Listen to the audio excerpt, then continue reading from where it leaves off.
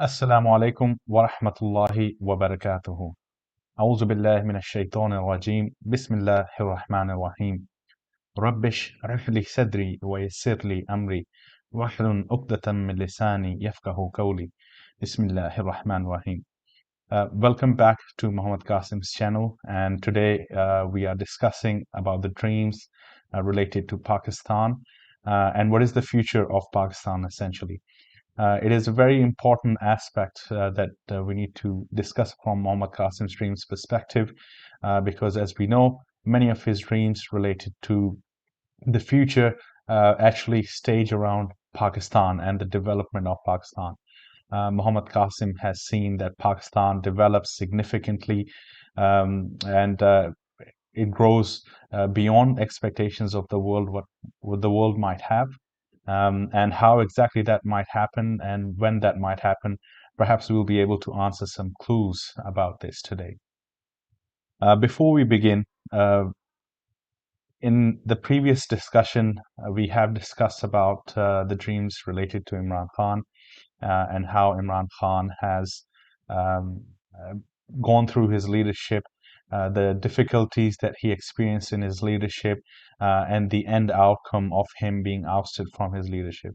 All of these things that happened to Imran Khan were actually shown to Muhammad Qasim earlier in his dreams from 2017 to 2022. If you want to look at those dreams in particular, have a look at the previous video. We are working on getting the subtitles up, so hopefully once they are back up, we will be able to show you a little bit more, and you'll be able to understand a little bit more about the context of this discussion. Um,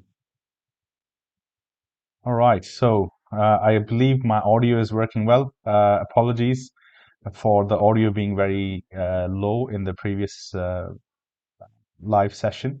Hopefully, this will not be a problem today.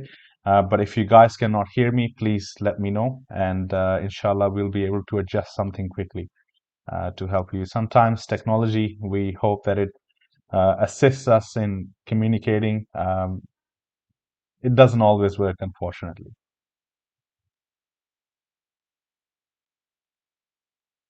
So, stories about the conception of Pakistan. We can actually date this back to the time of Prophet Muhammad sallallahu alaihi wasallam.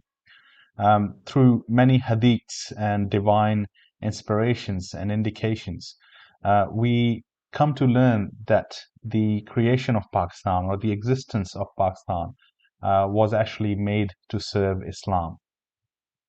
But the situation of Pakistan as we see it today, and especially what it has been in the last few decades, it has not been anywhere near the stature of being a world leader or leading the Muslim Ummah, as we have heard from Muhammad Qasim Stream. So, how is this actually about to happen, or how is this going to happen? Is certainly something that from a perspective of common thought is not easily understood.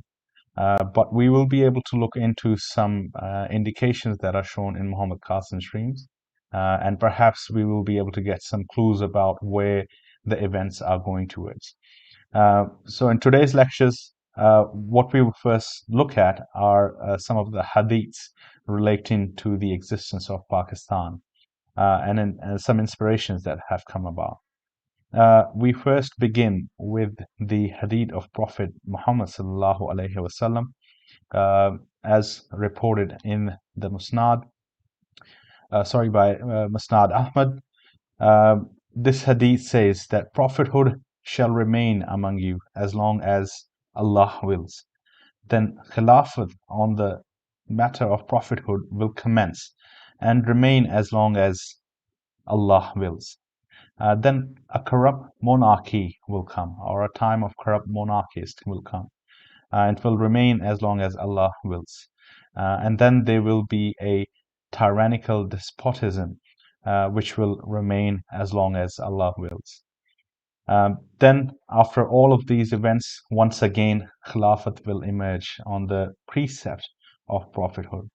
Now, on the commentary of this hadith, a lot of the scholars have come to an agreement or come to a common understanding that the time that we're living in right now is that of the tyrannical despotism, meaning to say that the leaders are corrupt, they are causing oppression on the people. Even within Muslim countries, we see that many leaders are actually out of the way of Islam. They're not implementing the values of Islam or carrying forward the values of Islam. And there's widespread oppression across the world against Muslims. The coming of Khilafat once again. So it's something that we have to understand what Khilafat actually means. The term Khilafat means successorship. So the Khalifa is a successor to the Prophet Muhammad sallallahu alaihi wasallam. And in the first stage after the Prophet Muhammad sallallahu alaihi wasallam left this world, we know that the Khilafat was originally established by the Khalifa Rashidun, namely Abu Bakr Raziyallahu ta'ala anhu, Umar Raziyallahu ta'ala anhu, Usman Raziyallahu ta'ala anhu, and Ali Raziyallahu ta'ala anhu. So the return of the Khilafah, the essence of the Khilafat after corrupt monarchies and tyrannical oppressor leaders reflects to the coming back of Islam, the coming back or implementation of Islam as it was during the time of Prophet Muhammad sallallahu alaihi wasallam. So this is a very important hadith. We'll get back to some of the questions. I'm just going to have a quick look whether everyone can hear me properly. Looks like there's no issue here. Okay, fantastic. So, according to this hadith, or the understanding about this hadith, what we see is that the time of the Khilafat will come back, and the Islam as it was implemented 1400 years ago during the time of Prophet Muhammad sallallahu alaihi wasallam, inshallah, that time will also come back, and that will be the final stage, because there's further commentary about this hadith that after saying these words, Prophet Muhammad sallallahu alaihi wasallam kept quiet. And what the scholars have interpreted from that is that this will be the last event to happen before Judgment Day comes in. So a very profound hadith, and this, I guess, from a lot of people's perspective, maybe not as well heard, but it certainly indicates of the times that we are living in, and where this world is going towards, the conclusion that it's heading towards.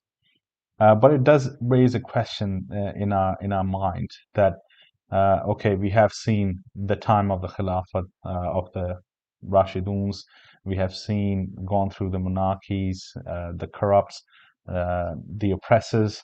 So what or where is the Khilafat going to occur from? Where does it come from?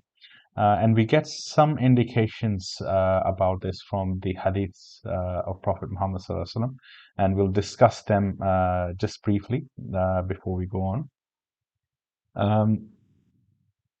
One of the first hadiths that we're looking at is in the Darul Kutub al Ilmiya, and this hadith goes by the saying, "Near your treasure, three people will kill one another.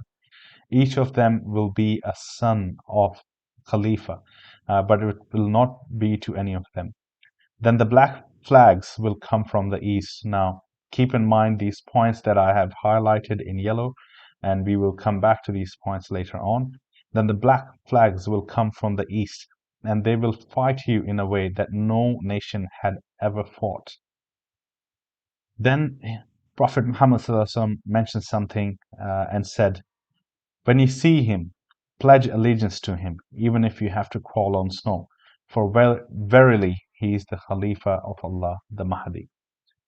So there's an indication that black flags will come from the east, and there's another indication that this is where the Khalifa will be, or indication towards the Khilafah coming from that area.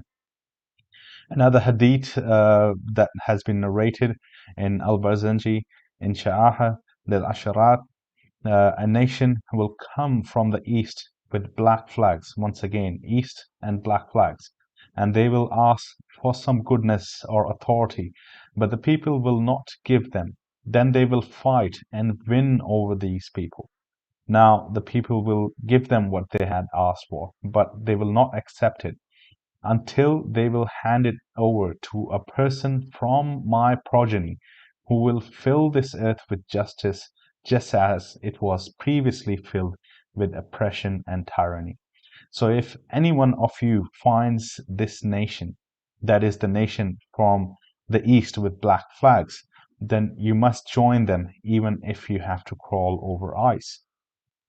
And then we come across to similar, again, mentions in the hadith. They will emerge from Khorasan, black banners, which nothing will repel until they are set up in Jerusalem.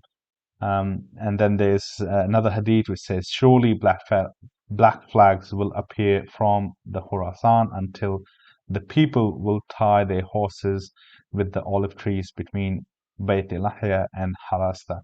Now, the indication that we see here is that, or from the hadith that we come to understand, is that there will be an army that will rise from the east, more likely from where the Khorasan is. And this army will have the Mahdi in it, and this army will liberate Muslims throughout, and it will establish the Khilafah on earth.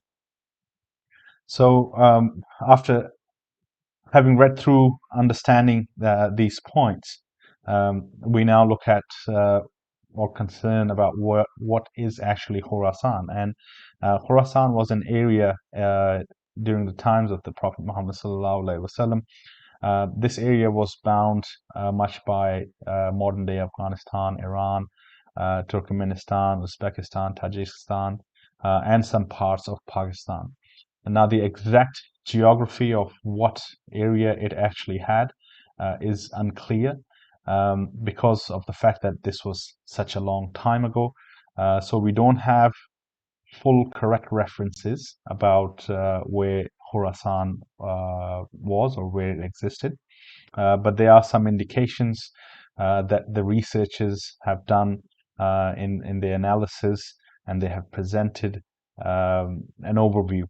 So what we can generally understand is that Khorasan covered a area which is pretty much modern day Afghanistan, northern or northern eastern parts of Iran, western part of Pakistan, and the countries at the top where we've got Turkmenistan, Uzbekistan, and Kazakhstan.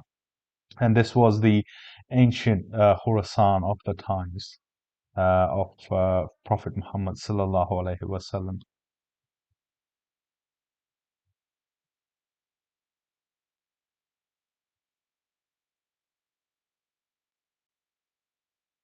But what is also important to understand is that this area, if we don't consider or we don't look at the Khorasan perspective, this area east of where Prophet Muhammad sallallahu alaihi wasallam was at that time when he narrated these hadiths, east of that area includes a broad countries that are Muslim countries at this stage, and they are predominantly covering the countries of Iran, Pakistan, Afghanistan, Turkmenistan, and going towards India. So the area concerned with Iran, Afghanistan, and Pakistan, and pretty majorly is the one that we are looking at from the perspective of the Hadiths.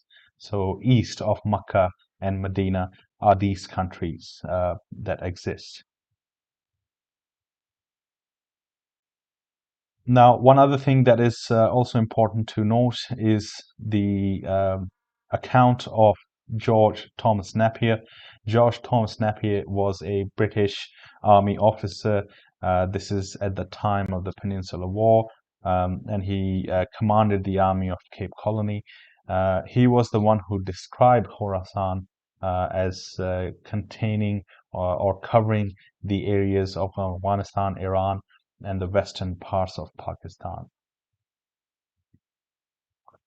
Now, the context of these hadiths have been discussed in great detail by the scholars of present and past.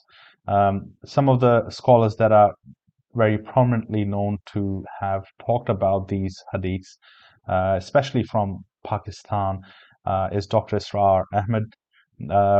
Not many people, I guess, know about him from a Western world perspective, but in the subcontinent, he was a very well-known, renowned scholar of Islam, and he had written many books about Pakistan and the importance of Pakistan and the future of Pakistan, and he had a lot of passion about what he understood about Pakistan and the future of Pakistan. Similarly, we have other scholars, of whom a prominent scholar is Sheikh Imran Hussain. He has also talked about Pakistan, predominantly in his research on Islamic eschatology. Now, Islamic eschatology covers an aspect of future or predicting or concluding what events will happen until the end of Qiyamah. And in this Islamic eschatology, Pakistan seems to have an important role to play in the future, an important place in the future, as you could see. Now, I've mentioned only a couple of scholars here, but there are a wide number of scholars. Perhaps some are not as popular as others, and they come to a similar conclusion about Pakistan. A lot of these scholars are mostly based in the eastern subcontinental area or Indonesia and Malaysia, as opposed to the West. But their understanding or the conclusions, the talks that they have made, what we can make, conclusion that we can make from what they have said is that Pakistan, or things about Pakistan, is that Pakistan was made for Islam. It was made on the name La ilaha illallah. Pakistan, over its time, has failed to implement Islamic values within its country and its social structures. Uh, Pakistan will have a critical role to play in the future for Islam, and possibly the starting point of the Khilafat is likely be from Pakistan. Now, these are the conclusions that I have made after having listened to a lot of these lectures from the scholars that I've mentioned, and other scholars who talk about Pakistan and the importance of Pakistan based on the analysis of ahadith that are related to the end times.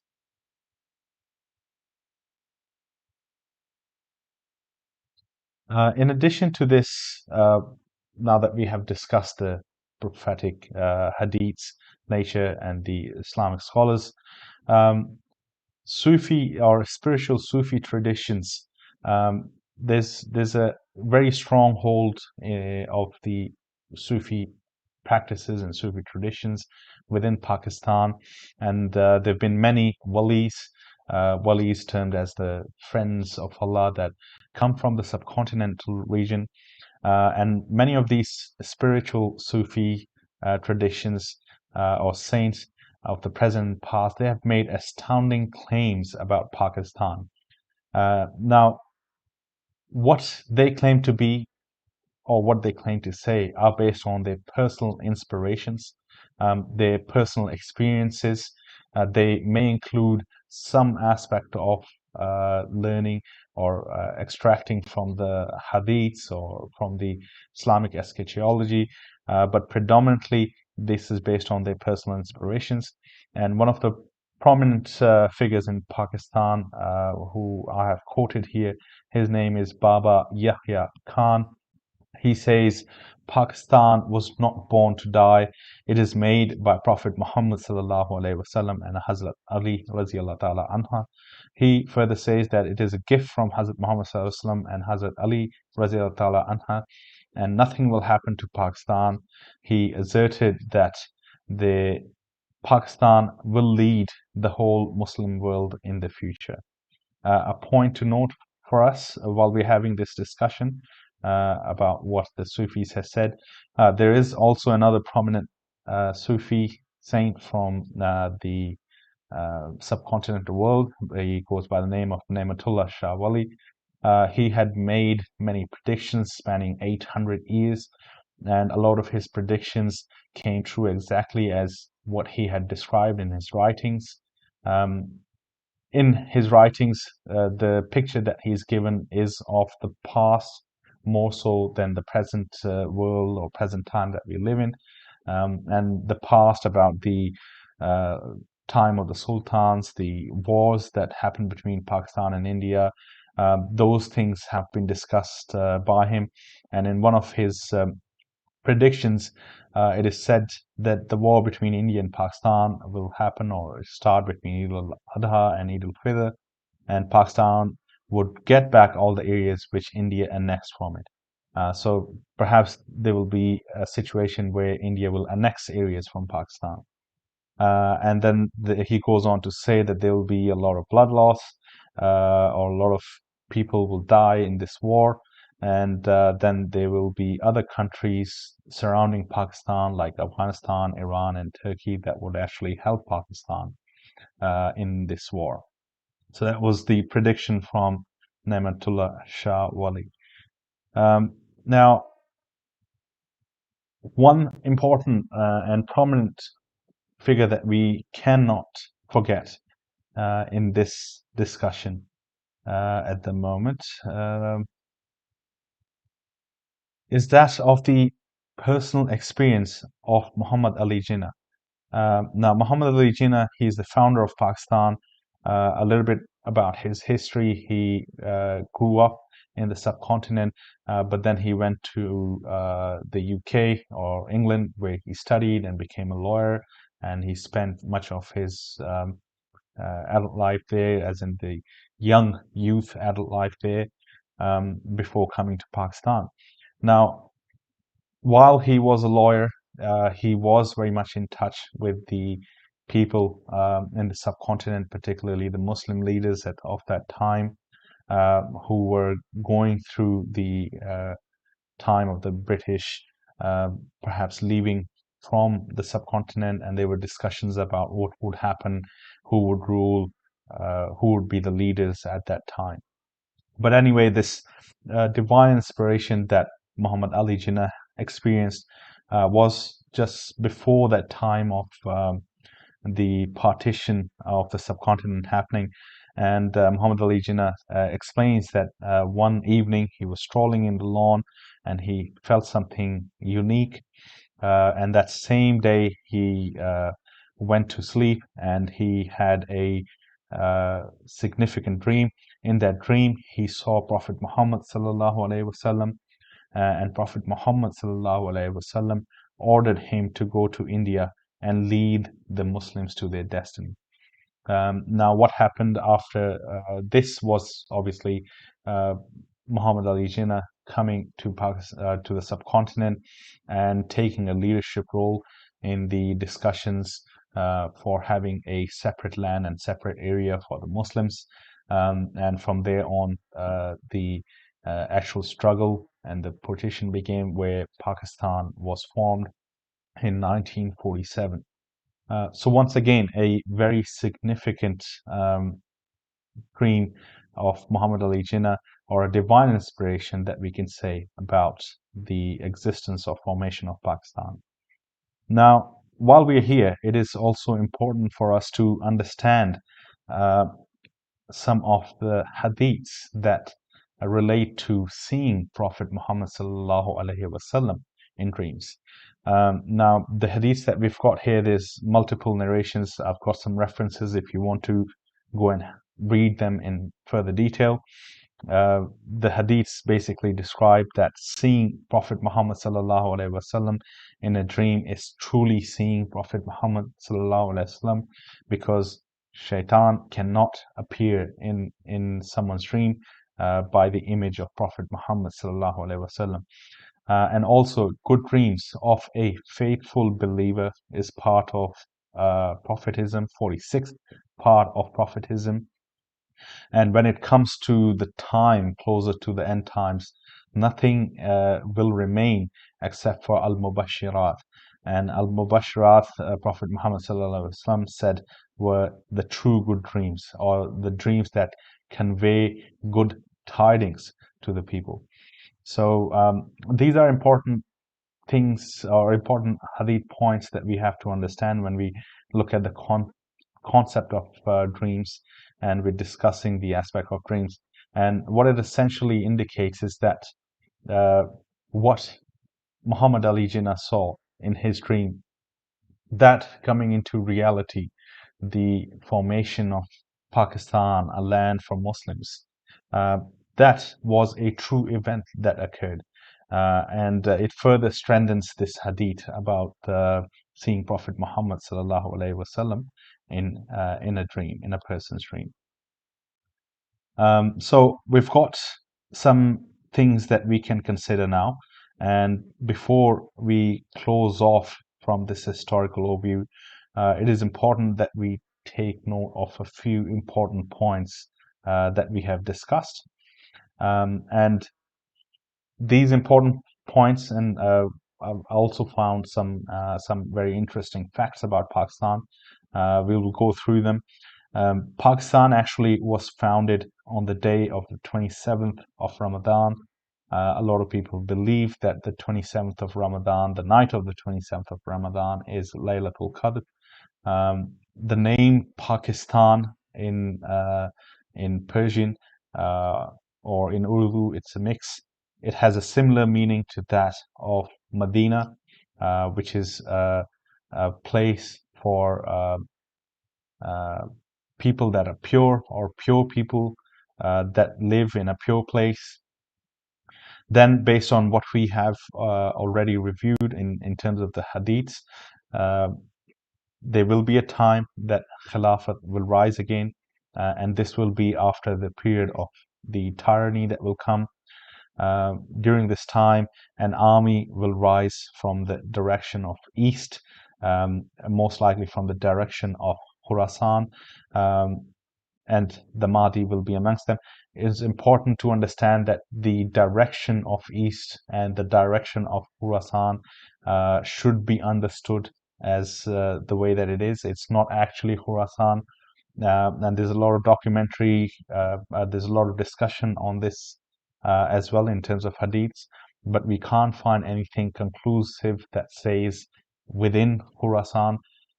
When you actually analyze the Arabic context of the hadiths, it's from the direction of Khurasan that is important. This army will be signified, or one of the signatures that it will have is it will have black flags. This is based on the hadiths. Then we understand that the formation of Pakistan was a destiny for the Muslims, according to Quaid-e-Azam Muhammad Ali Jinnah's dream, that Pakistan will have a critical role to play in the future of Islam. This is based on Islamic eschatology, and Pakistan will lead the whole Muslim world. This is what the Sufi spirituality traditions say about Pakistan. So, having understood uh, some of these references that we have made, now we come to Muhammad Qasim's dream. And Muhammad Qasim's dreams have a very important and strategic uh, place in the understanding of the global events. And actually, this is my belief that the dreams fit into the historical hadith concept, and the story that is a bit vivid in the hadiths. Muhammad Qasim's dreams actually are indicative of what might happen, or what events might happen. And I'm led to believe that these dreams are true in the form of what events will happen, because of the fact that what has happened with Imran Khan has come true exactly as what Muhammad Qasim saw. And as I've discussed with you guys previously, Muhammad Qasim's dreams, he has actually seen events that will happen in his dreams, and he goes through that from an observer's point of view. He goes through those dreams, and the events that are shown to him, they connect with the hadiths, but they give us a bit more detail about what will happen. But well, one of Muhammad Qasim's very important dreams about why Pakistan was made. This dream is from 2006, where Muhammad Qasim says that he thought, or he says in the dream, that there's every vice, oppression, and injustice in Pakistan. So why did Allah make Pakistan? And the answer that he got was that 1400 years ago, Prophet Muhammad sallallahu alaihi wasallam used to supplicate to Allah that, "O Allah, near Qiyamah, create such a country whose name will be La ilaha illallah." And when Islam, or Prophet Muhammad sallallahu alaihi wasallam's Islam, would become weak in the entire world, then let it rise from this country into the entire world. And hence Pakistan was made by Allah. Now, very important dream, because this ties into the hadith about the fourth and the fifth stage, where we discussed the tyranny and we discussed the coming back of the Khilafah. This dream is indicating where that would come from. And we have looked at the Islamic eschatology and Sufi traditions, which are also indicating or confirming that Pakistan is the place where Islam might rise again from. And this is a very profound dream of Muhammad Qasim, which basically establishes the rationale for the existence of Pakistan. Then we have a dream of Muhammad Qasim from 2019. Now, Pakistan has gone through a very difficult past. There have been times from the formation of Pakistan in 1947 to now where Pakistan could have really lifted up. It's in a very strategic location, very central location to access to both the east and the west. It's nature of where Pakistan has played very important roles in the past, to the military roles. For example, when we look at the war between the USA and Russia, Pakistan played a fundamental role. And within the Muslim world, even today, the Pakistan army plays a very fundamental role. But Pakistan itself has not succeeded. It has not become independent as many of the countries of the world would say are. It's still in that developing country status. And what Muhammad Qasim has seen about this is that many rulers have come into Pakistan, but Pakistan did not succeed. In 2019, he also saw that Imran Khan will also fail, and people will have big hopes with him, and they will be disappointed after seeing that Imran Khan has also failed. Then Muhammad Qasim says that in that dream, he says that the reason that Pakistan has faced failure and disorder and never succeeded is because we have not been able to abolish shirk or eliminate shirk from the country. And this is the reason why Allah's help has never arrived for Pakistan. While we are here, the dreams of Muhammad Qasim from 2017 up until now, that he's seen various dreams about Imran Khan, his leadership, situation of Pakistan, important events that will occur or that will happen. They have all come true exactly as what Muhammad Qasim saw them. Then we have a future for Pakistan, Muhammad Qasim's dream. Muhammad Qasim has seen that Pakistan will rise and become a superpower, or a global superpower. It will do so by defeating the global powers that exist at the time, namely USA, Russia, and Israel and European countries. And this time will come after Pakistan goes through a system of changes. This system of changes begins with the implementation of the Islamic presidential system, or presidential system that is based on Islamic values.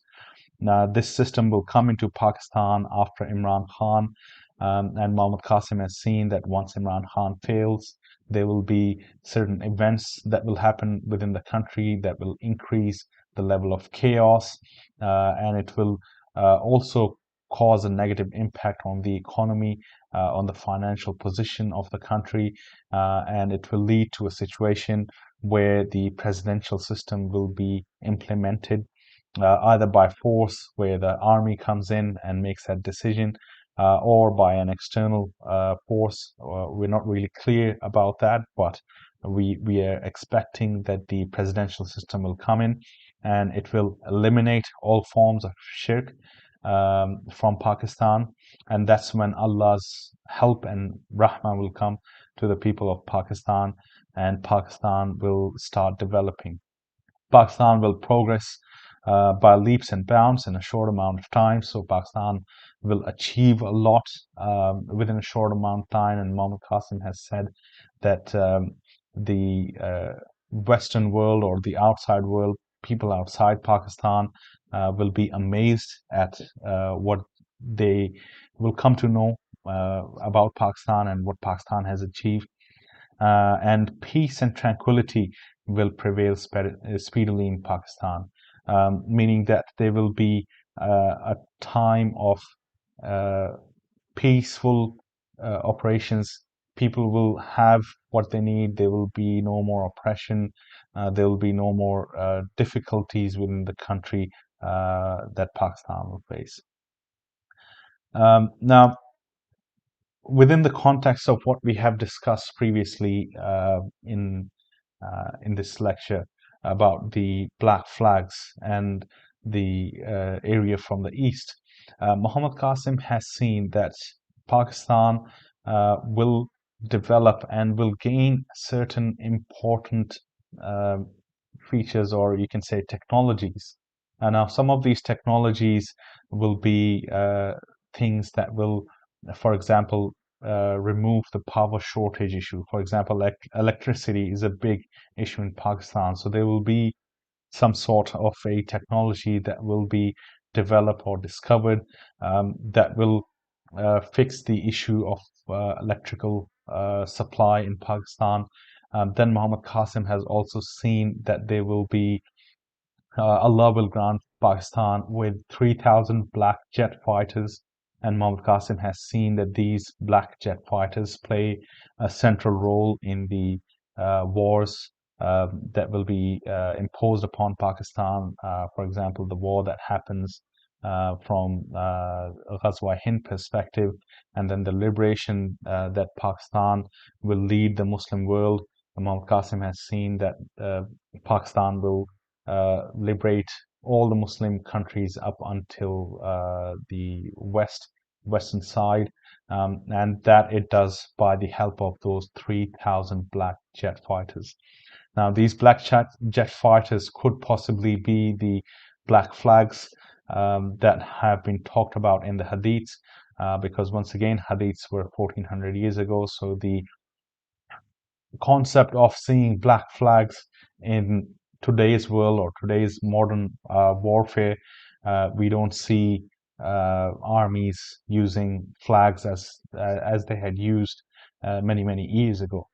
And what Muhammad Qasim has also seen is that Pakistan has a very important role within the Muslim world. Pakistan is one of the castles, and there are two other castles, namely Turkey and Saudi Arabia. When the Malhamatul Kubra begins, which is the World War III, this will lead to the destruction of the Middle Eastern countries. And the battleground for this, by the way, is in the Middle East. And eventually Turkey falls and Saudi Arabia falls, and then Pakistan is the only country or the last minara of Islam left in the Muslim world, and then Islam rises again from Pakistan. So some of these things that we have discussed today, important, I guess, hold importance from our understanding about where Pakistan is and what the future of Pakistan is going to be in the coming years. Um, Remember the notion about the 3,000 black jet fighters that I've discussed, which holds very close significance with the black flags, and also the liberation of the Muslim world that Muhammad Qasim has seen in his dreams, that Pakistan will liberate the Muslim world from uh, the west to the from the east to the west. Sorry, and that liberation is also discussed in the hadiths, where the army from Khurasan will uh, rest until it goes into Jerusalem and establishes Islam there. Uh, Very, once again, significant and important dreams of Muhammad Qasim about Pakistan. Now, as far as the current geopolitical situation of Pakistan is concerned, there were some questions raised in the previous discussion. Some people wanted to ask about what will happen to Imran Khan. Will he get elected again? Uh, what is happening with Shahbaz Sharif? He Muhammad Qasim said that Imran Khan is the last political option, but Shahbaz Sharif is now the Prime Minister of Pakistan. So I would like to take some minutes to clarify these things. Basically, Imran Khan being the last political option meant that Imran Khan was the last person who will be elected by the people of Pakistan. Now, where we see the coming of Shahbaz Sharif, his presence in the government is not elected by the people. He has come by force, by going through the rules of a constitution. So we shouldn't confuse the two together. As far as re-elections are concerned, Muhammad Qasim saw a recent dream which has been made public. That dream is from the 15th of April 2022. You can check it on this channel. And that dream indicates that Imran Khan gets ousted, and then he tries very hard to get early elections, but he is unsuccessful in achieving them, or early elections do not happen. Whether they do end up happening in the future, we're not really sure about that at this stage. But even if they do happen, what we know is that the Islamic presidential system will come into play in Pakistan, and there will be certain series of events that will happen before that that will create perhaps such a situation that the presidential system will be implemented. And some of those things I've discussed previously, but the important things that we can repeat are that there will be a tragedy or a death of an important politician in Pakistan that will create this chaos. And there's also a dream of Muhammad Qasim about the attack that will happen on Lahore. There will be a large part of Lahore that will get captured by the anti-Pakistan forces, and this will create a chaos within the country. But what we come to know is that from Muhammad Qasim's dreams, as they're becoming popular in Indonesia and Malaysia and the Eastern countries, there are a lot of Muslim scholars and ulamas that are recognizing these dreams. And that has been already shown to Muhammad Qasim that his dreams are getting popular there. Um, there have been some questions about whether Muhammad Qasim has seen the seen any dreams about Imran Khan's future. I'm sorry, we don't know of anything that um, we can discuss, unfortunately. But we know that there is going to be a situation where the Army Chief of Pakistan will recognize Muhammad Qasim's dreams, and after recognizing Muhammad Qasim's dreams, Army Chief of Pakistan will set some strategies in place that will basically allow for Pakistan to plan according to the Muhammad Qasim's dreams and also implement Islam correctly in Pakistan. Now, I'm just going to have a quick look at some of the questions, if we can answer them for you today. We've got a question from gentleman Muhammad Qasim. Will he be present in today's live discussion? Unfortunately not, but we are discussing and working on it. The more popular we can get these sessions to get, the easier it will be, inshallah, to get Muhammad Qasim on board and have a discussion. He is a very shy person. He's a very personal and reserved personality. He doesn't always feel comfortable to come online, but inshallah, within these sessions in the future, we will find a time and a day to have discussion with Muhammad Qasim. All right, let's have a look. Wa alaikum assalam wa rahmatullahi wa barakatuh to everyone who has sent salam. Good to see you, my brother from Bangladesh. Has Army Chief listened to Qasim Bhai or not, please? Wa alaikum assalam. Dear Servat, no, we don't know and we don't think so. We don't think that the Army Chief has listened to Muhammad Qasim or not, but perhaps there are some people who will watch this video and they can communicate the dreams of Muhammad Qasim to him. It's all just a matter of getting the information through to him, inshallah, one day. Walaikum salam from Indonesia. Very good to see you from Indonesia and Malaysia. Qazi Nafis, I'm sorry, brother. I cannot talk in Urdu because we had a lot of people who wanted to talk in English. I can't speak two languages at the same time. I'm really sorry, but we will have subtitles that you can come and watch this video later and read the subtitles. I'm sorry about that. We have our brother from India or a sister from India. Welcome, good to see you. MashaAllah.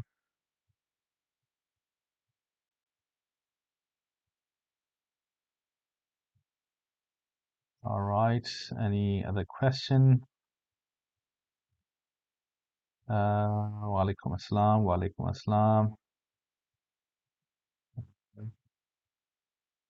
All right, so not any questions that I can see. Oh, there's a question about Khurasan, which nation?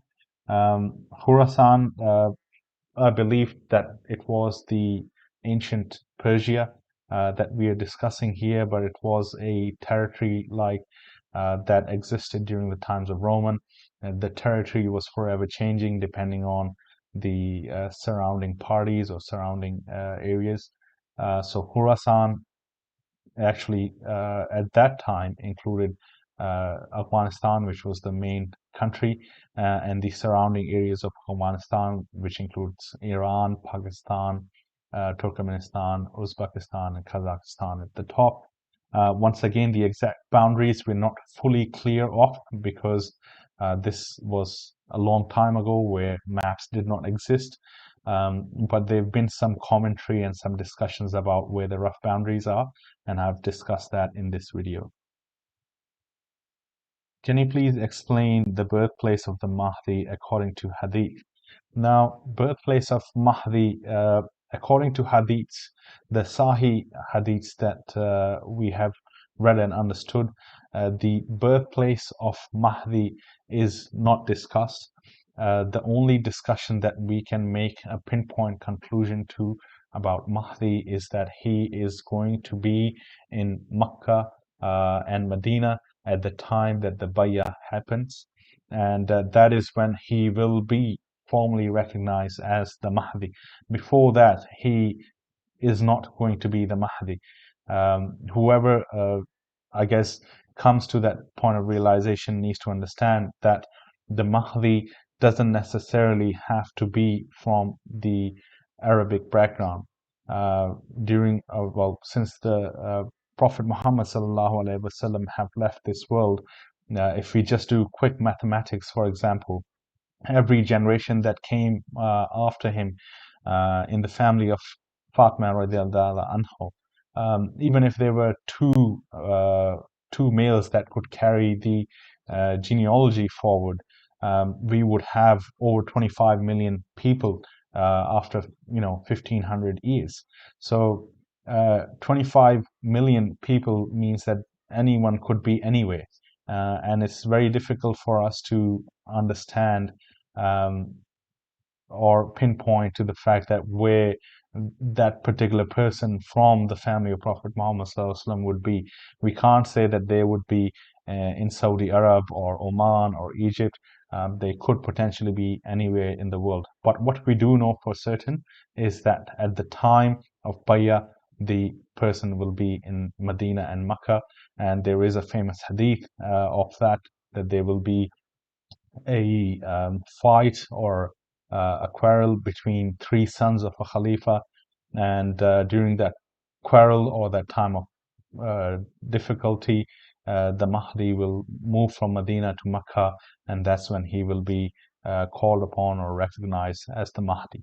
So we don't know, according to Hadith, what the birthplace of the Mahdi is, and I think it wouldn't be wise to make conclusions on that unless we have a thorough knowledge and understanding on it. Welcome, my brother from Bangladesh. Welcome from Indonesia. Welcome from Malaysia. Welcome from India.